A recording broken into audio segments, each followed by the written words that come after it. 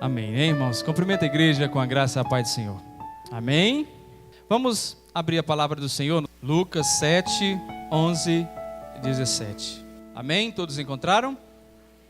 Glórias ao Senhor. Diz assim a palavra de Deus: em dias subsequentes, dirigia-se Jesus a uma cidade chamada Naim, e iam com ele os seus discípulos e numerosa multidão.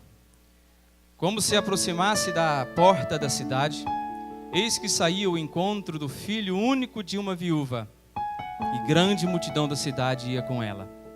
Vendo-a, o Senhor se compadeceu dela e lhe disse: não chores.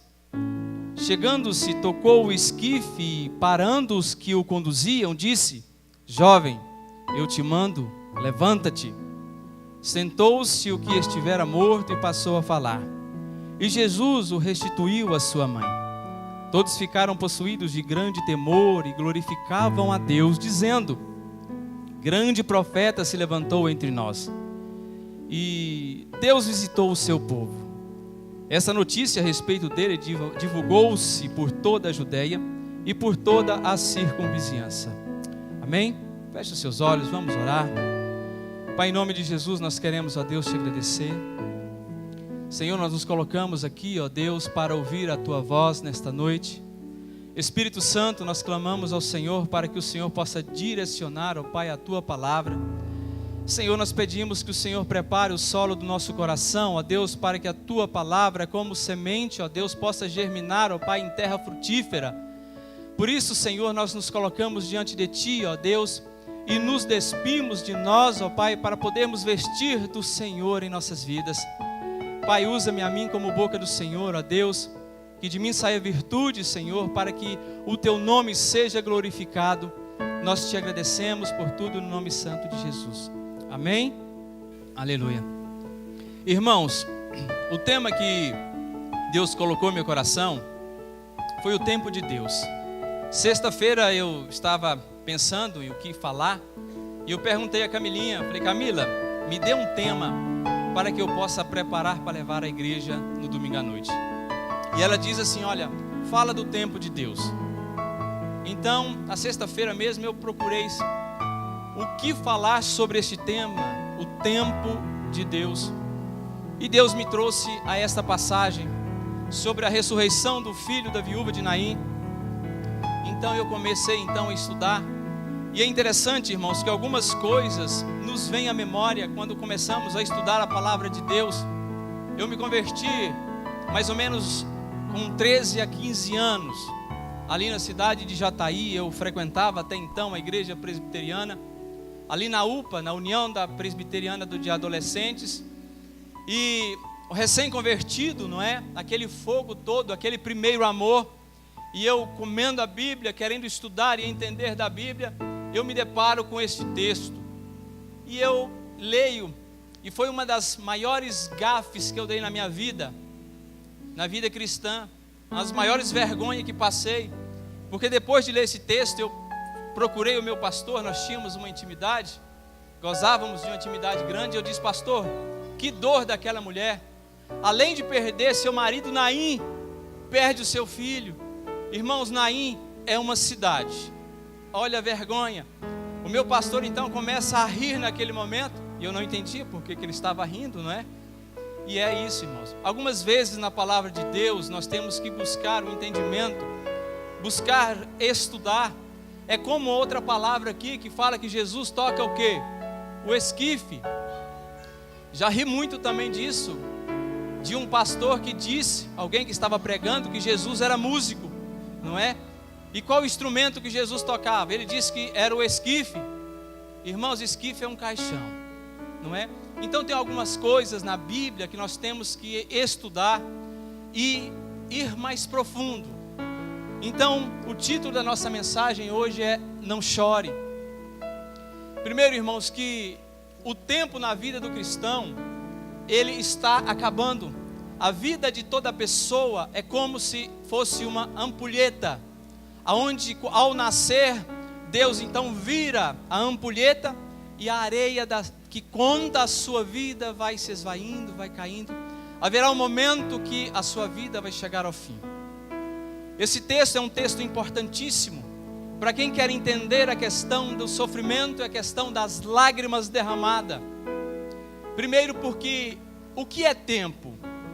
Tempo é a duração de fatos, é o que determina os momentos da nossa vida, é que vai determinar o que?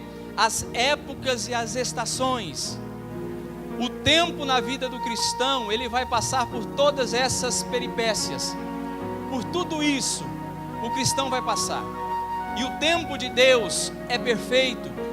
Por isso que quando estivermos passando por alguma dificuldade, algum problema na nossa vida, nós temos que lembrar que o tempo de Deus está acontecendo na minha vida. E nunca perguntar para Deus o porquê, mas sim o para quê.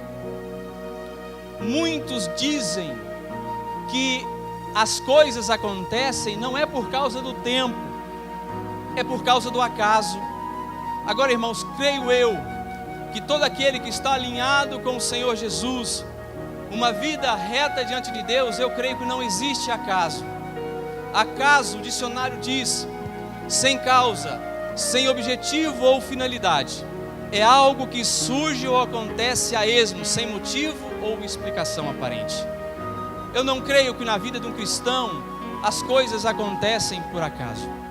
Isso se estivermos alinhados com Deus.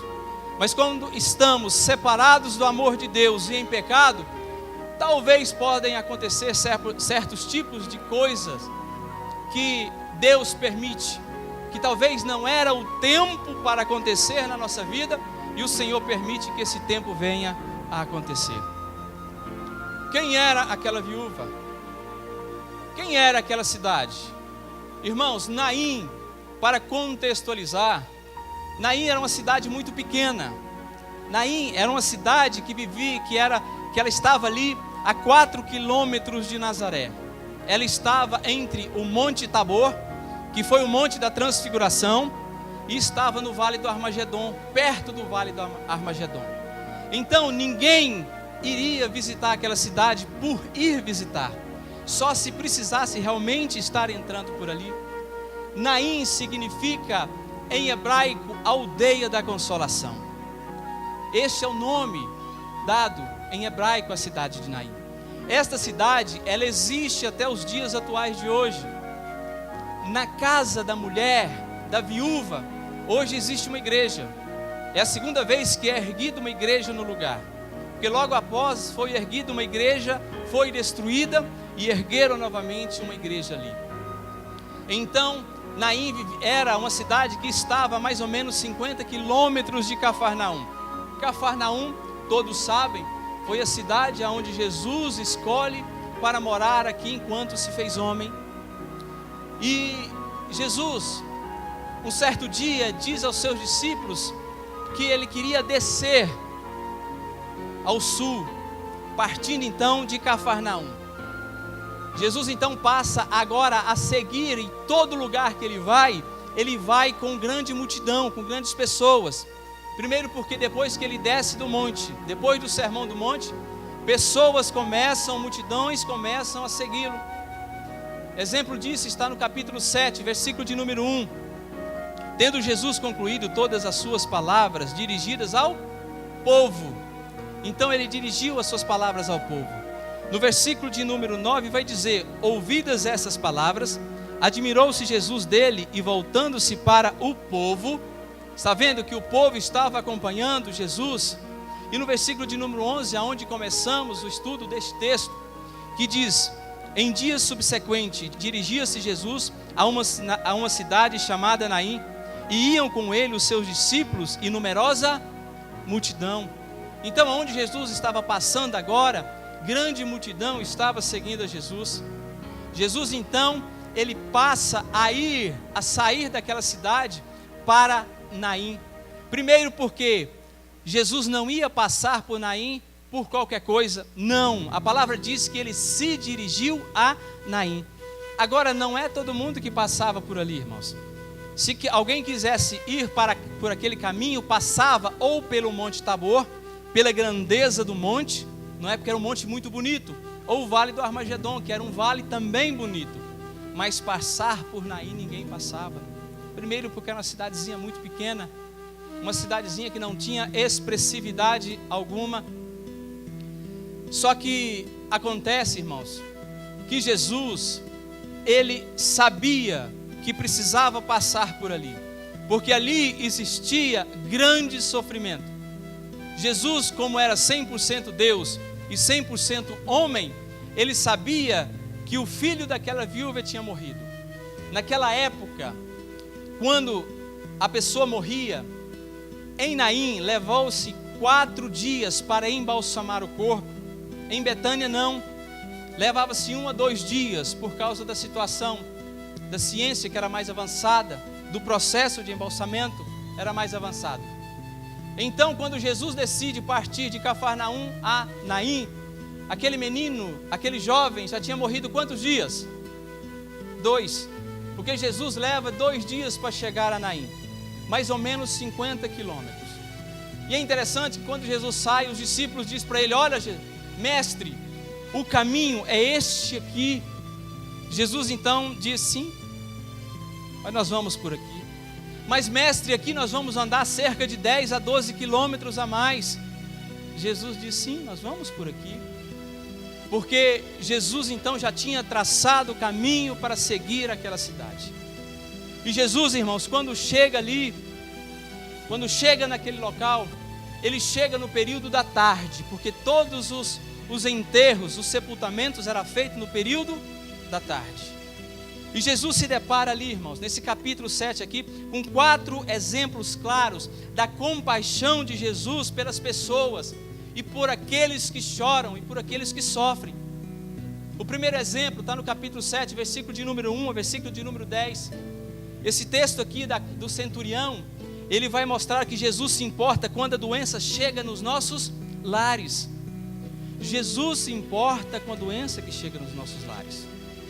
A segunda fase aqui do capítulo diz o quê? Do versículo 11 ao 17, que Jesus se importa quando a morte chega e entristece a família, que entristece as pessoas. Terceira fase do capítulo aqui, do versículo 18 ao 35, Jesus se importa quando a dúvida chega e tortura as nossas mentes.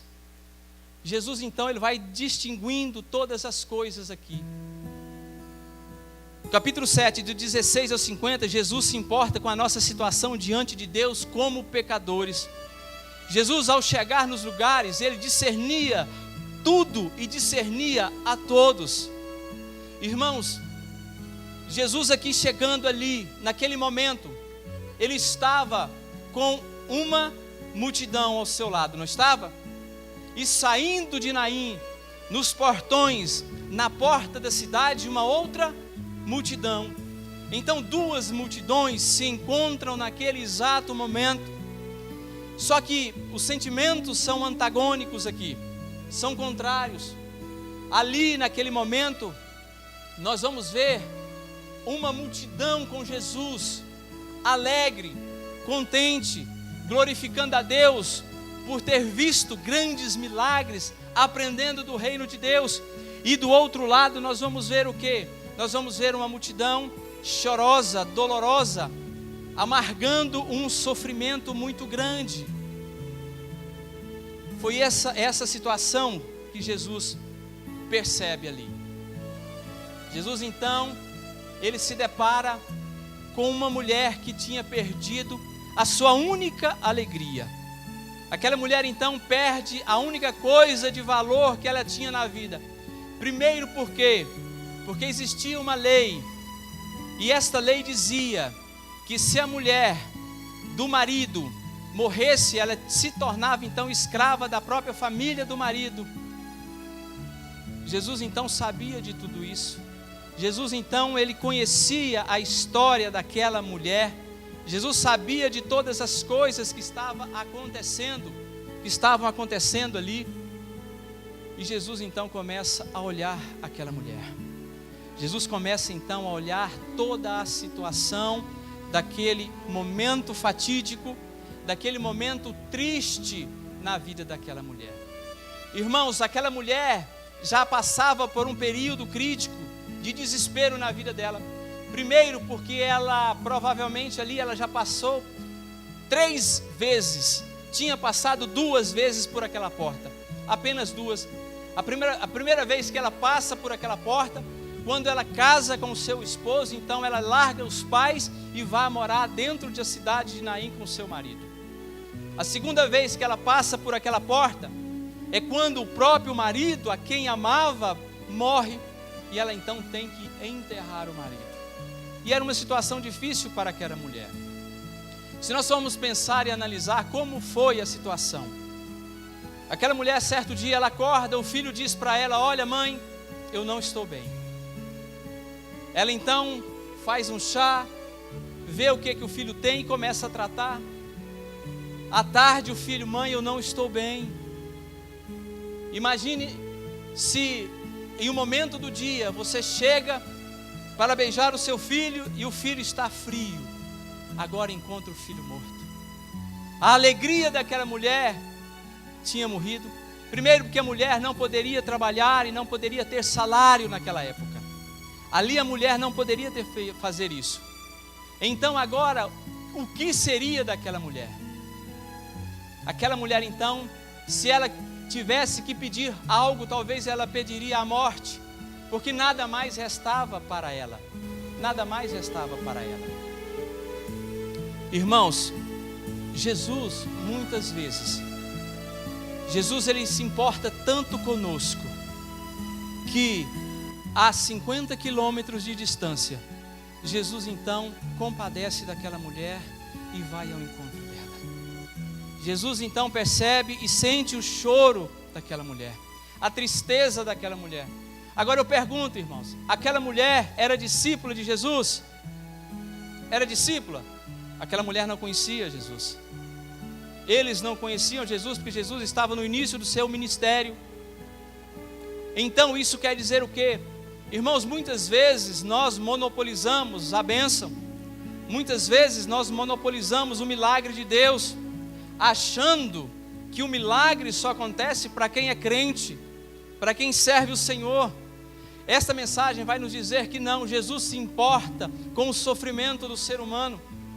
Jesus se importa com aqueles que sofrem, com aqueles que têm um coração sensível, porque não sabemos quando e onde e em que momento aquela pessoa vai ter um encontro genuíno com Jesus.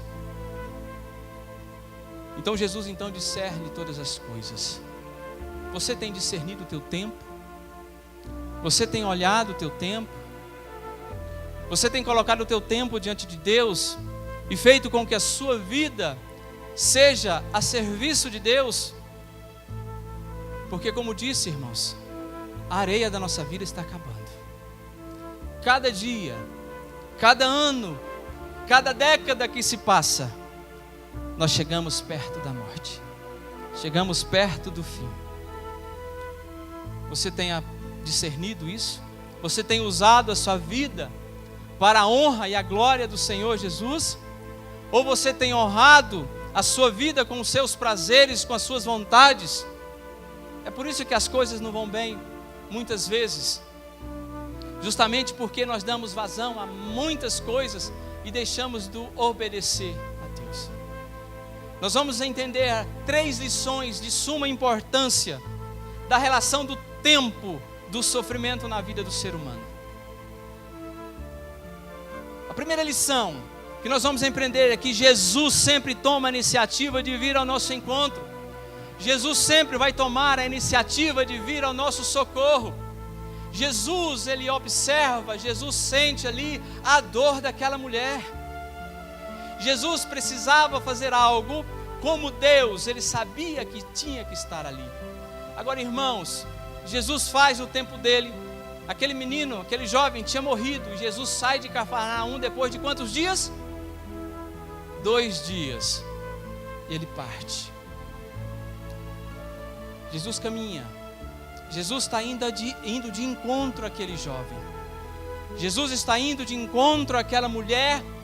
E Jesus conhecia o íntimo daquela mulher. Jesus então, ele se compadece. E Jesus foi de encontro com o sofrimento dela. Imagine, Jesus chegando agora no portão, se deparando com a saída de um cortejo. Uma grande multidão também estava indo com a mulher. Isso quer dizer que era uma mulher honrada. Isso quer dizer-nos que é uma mulher respeitável, que tinha muita moral dentro da cidade. Porque se fosse uma mulher odiada e que ninguém gostasse dela, não haveria multidão seguindo-a. E assim se fez. Aquela mulher então, ao sair do portão, se depara com Jesus. Se depara com o autor da vida. Ela está onde, irmãos? Saindo da porta da cidade. Ela encontra com a porta, porque Jesus é a porta. Amém? Ela se encontra com Jesus, que é a porta. A cidade significava o quê? O que a cidade significava? Vila da consolação. Aquela mulher então se encontra com quem? Com o Consolador. É Jesus que vai te procurar. No teu sofrimento, no teu momento de choro, é Jesus que vai ao seu encontro. Porque a Bíblia diz que não fomos nós que o escolhemos, mas foi Ele quem nos escolheu. Irmãos, isso é muito lindo, isso é maravilhoso. Jesus aqui, durante aquele momento das duas multidões, todas as duas com sentimentos contrários, eu fico imaginando aquela multidão que estava com Jesus, esperando o momento de ver o que o mestre iria fazer, porque ele já havia feito grandes milagres. Agora eles queriam ver o que ele iria fazer. Do outro lado, uma multidão que não estava prestando atenção em nada, que via sim uma outra multidão, mas continuaram então o seu cortejo, tanto que Jesus então, ele toca o esquife. Só que Jesus, ele faz uma coisa, ele manda parar. Por quê? Porque ali a multidão, então, o funeral seguia, e eles não pararam. Primeiro porque não conheciam a Jesus. Aquela mulher não conhecia Jesus. Aquelas pessoas não o conheciam. Jesus então precisava então se apresentar àquelas pessoas.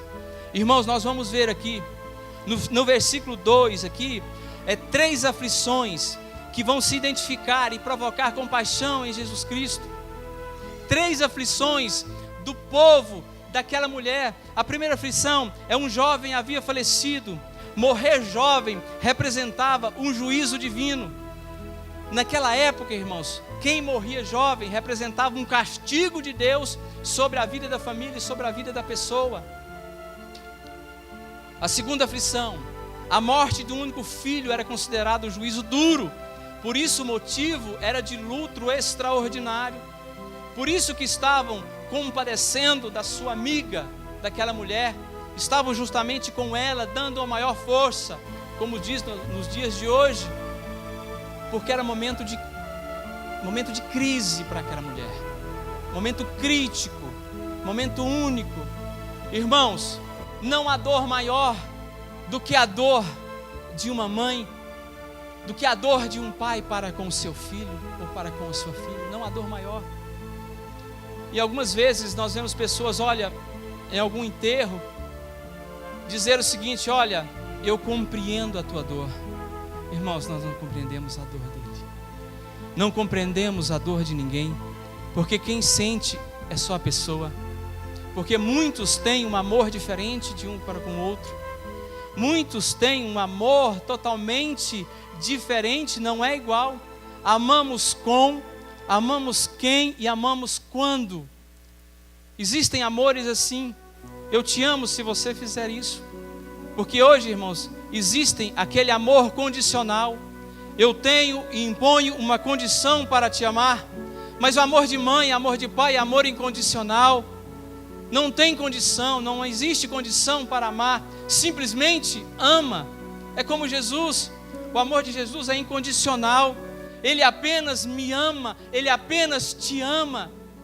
Não há nada que você possa fazer. Eu costumo dizer isso sempre e não me canso, que você faça menos para que Deus te ame menos, e não há nada que você faça mais para que Deus te ame mais. Deus apenas te ama.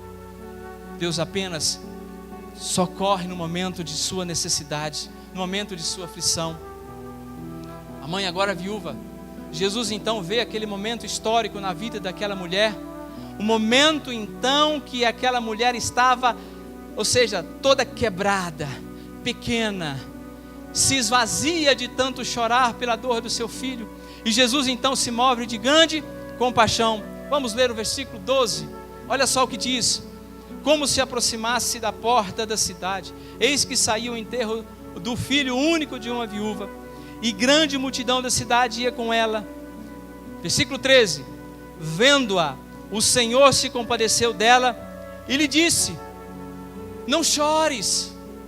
Irmão, Jesus pode estar dizendo para você agora: não chores. Eu não sei aquilo que você está passando, eu não sei qual a sua dificuldade, eu não sei se no teu quarto, no teu momento secreto você está chorando, você está com o coração arrasado por causa de alguma coisa, talvez algo que acontece na sua família, no teu trabalho, no teu relacionamento conjugal, no teu relacionamento com os seus filhos. Mas Deus sabe. A lição nós vamos aprender com Jesus. Jesus sempre tem consolo certo. Versículo 13 e 14 vai dizer isso. O que ele diz então para ela? Não chores. Versículo 14 diz: chegando-se, tocou o esquife, e parando os que o conduziam, lhe disse: jovem, eu te mando, levanta-te. Jesus então, primeiro, o que faz com aquela mulher? A ver. Irmãos, a primeira atitude de Jesus, ver. Jesus então vê o sofrimento daquela mulher. O Salmo 23, 4 diz assim: ainda que eu ande pelo vale da sombra da morte, não temerei mal nenhum, porque tu estás comigo. Jesus está conosco todos os momentos da nossa vida. Se passamos por tribulações, por momentos maus, Jesus sempre está conosco. Agora, por causa de quê, irmãos? Jesus então se compadece daquela mulher. Uma mulher que não era discípula, uma mulher que não conhecia a palavra, não conhecia a lei. Por que Jesus então se compadece dela? Primeiro, por causa de sua compaixão. Irmãos, compaixão é agir com misericórdia. Compaixão, irmãos, é agir com amor. Irmãos, não há nada mais lindo, mais sublime do que misericórdia. Misericórdia é você colocar amor na desgraça do outro. É você colocar o seu amor no problema que o outro está passando. Isto é compaixão, isto é misericórdia. É amar com as cordas do coração, como o nosso pastor Antônio sempre nos ensina. Jesus então, ele se compadece e tem compaixão daquela mulher. As palavras simples de Jesus, mas o intenso consolo divino vai fazer agora uma diferença tremenda na vida daquela mulher. Segunda causa, porque Jesus então compadece de nós e compadeceu daquela mulher, por causa do seu poder.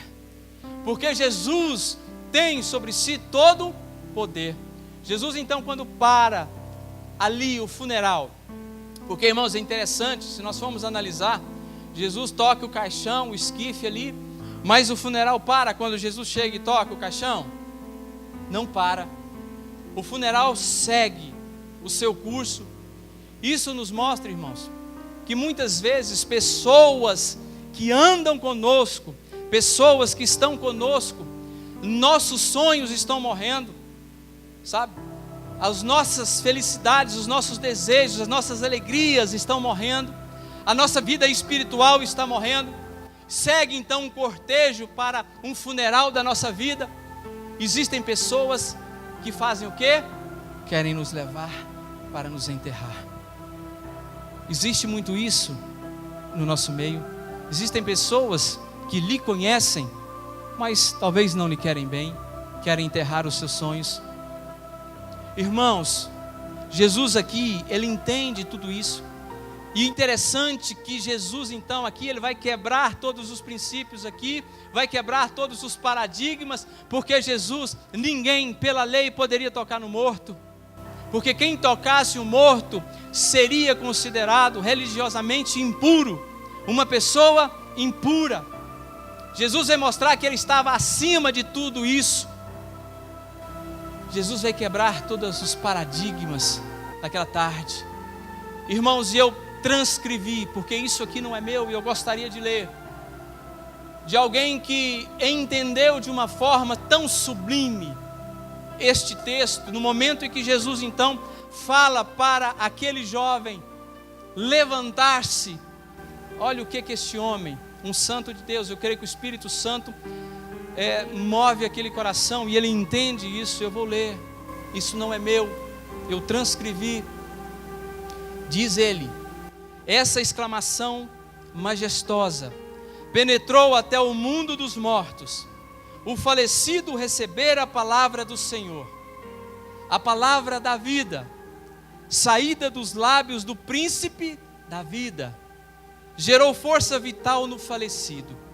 O morto aprumou-se, não havia necessidade de auxílio de terceiros, de uma mão para erguê-lo.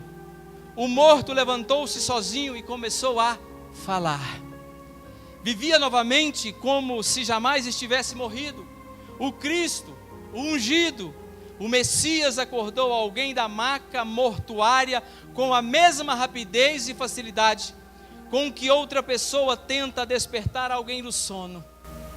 Olha a visão que o Espírito Santo trouxe a esse pastor.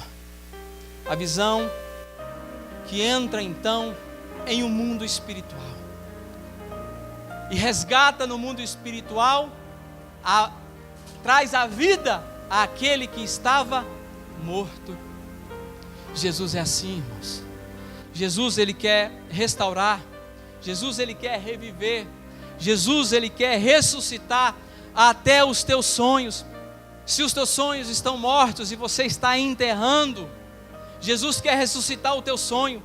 Se a tua alegria está sendo enterrada, Jesus quer ressuscitar a tua alegria. Se você tem chorado, Jesus quer restituir a sua alegria, tirar dos seus olhos o teu choro. Irmãos, nós temos que entender que com Jesus tudo 100%, é ou é. Porque com Jesus Cristo não tem jeito de ser outra coisa. É 100% sim. E é interessante que o plano de fundo dessa história, existem dois aspectos importantes que Jesus então, Ele traz a vida e dá a vida àquele que já estava morto, não é? O segundo pano de fundo aqui que nós vemos, é porque sempre a última palavra é de Jesus Cristo, não é nossa.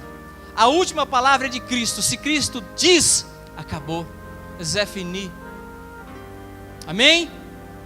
Irmãos, então, nós temos que aprender essas grandes lições que este texto nos mostra. A terceira atitude que nós vamos ver aqui de Jesus é que Jesus sempre nos surpreende ensinando-nos o verdadeiro significado do milagre.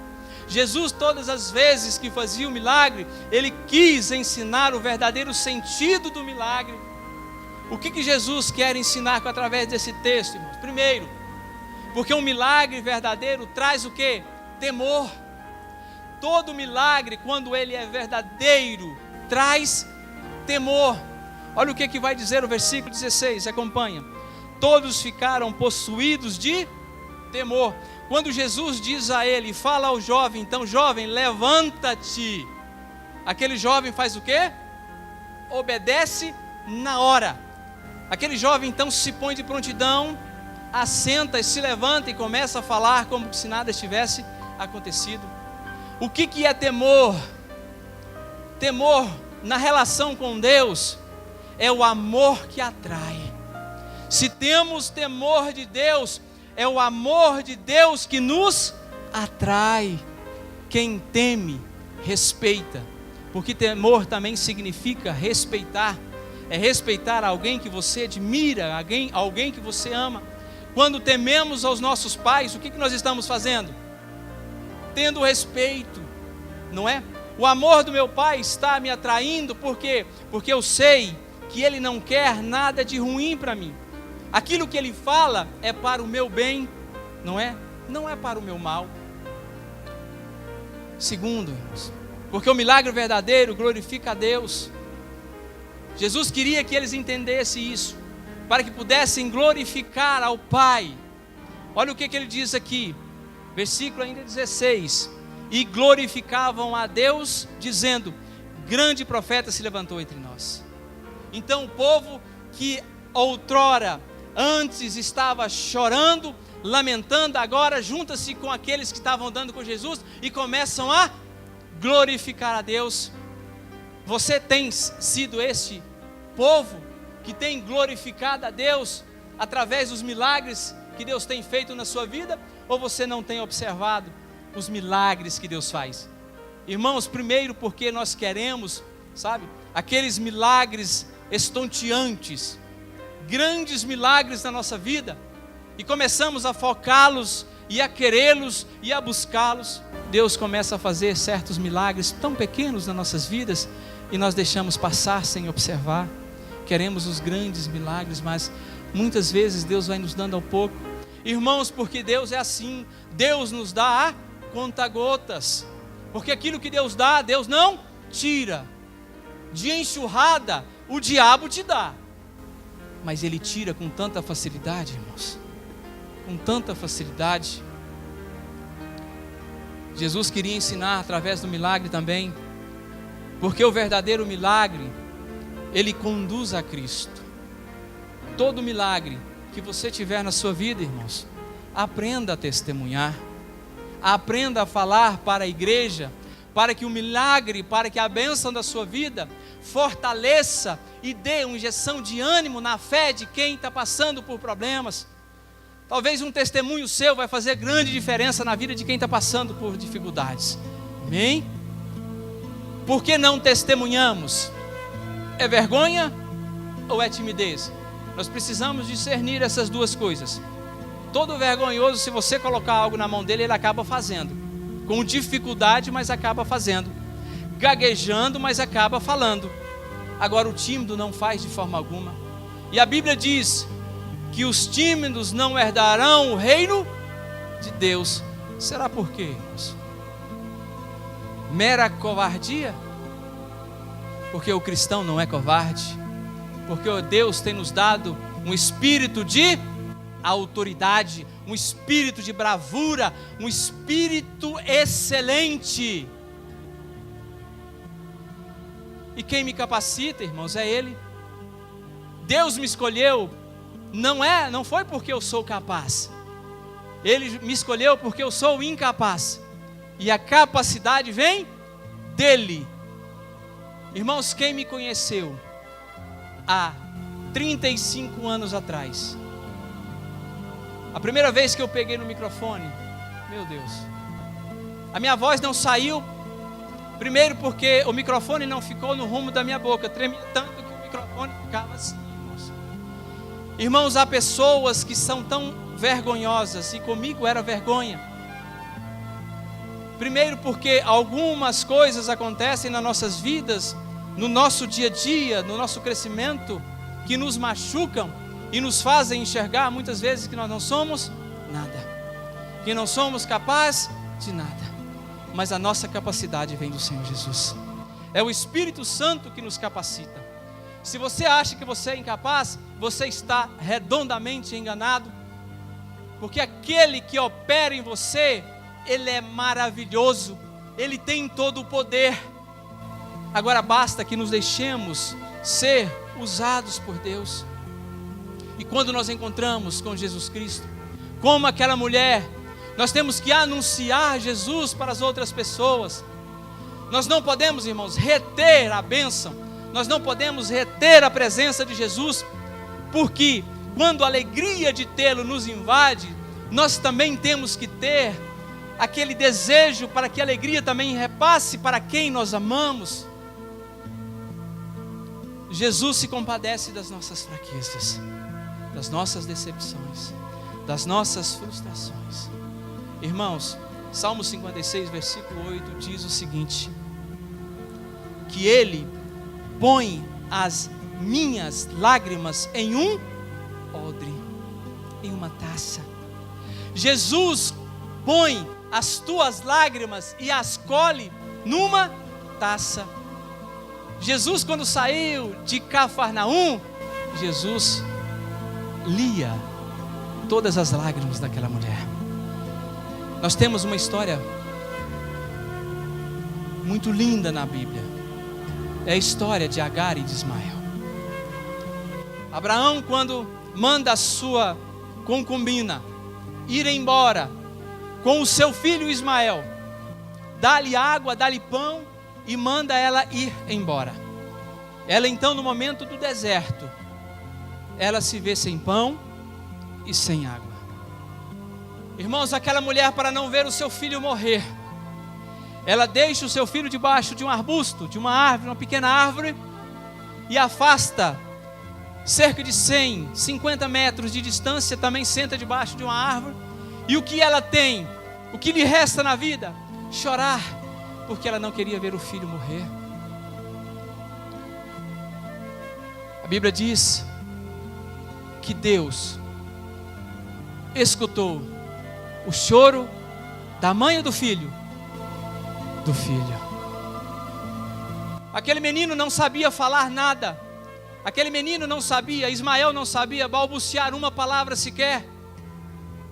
E Deus então compadece do choro daquele menino. Deus conta as lágrimas e decifra a linguagem do choro. Jesus é o único que faz isso. É aquele que decifra o código, a linguagem do choro. Irmãos, muitas vezes na sua vida, quando você chora diante de Deus por não ter palavras, momento de muita dor na sua vida, Deus então olha as suas lágrimas e vê cada lágrima uma frase.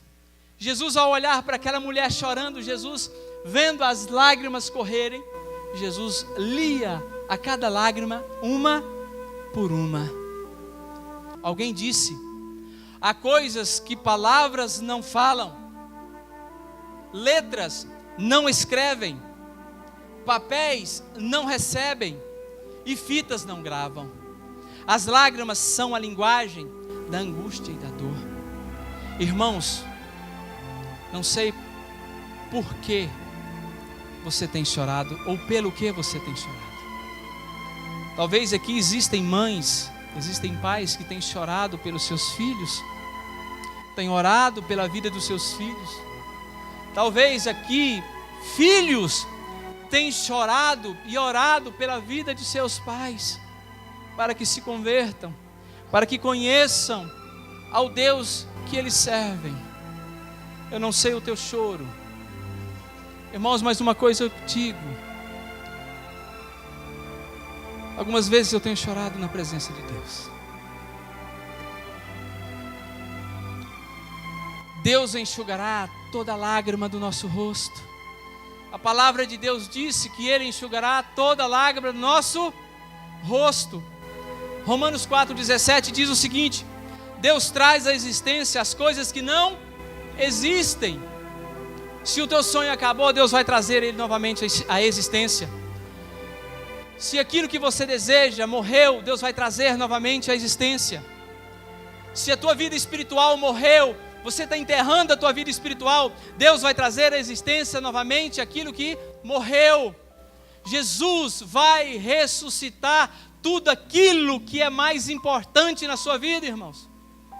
Bastamos o quê? Crer naquilo que Deus faz, que Deus se preocupa com o meu e com o seu sofrimento, que Deus colhe a lágrima de todos, independentemente de quem seja. Agora Deus vai ver o que? O coração.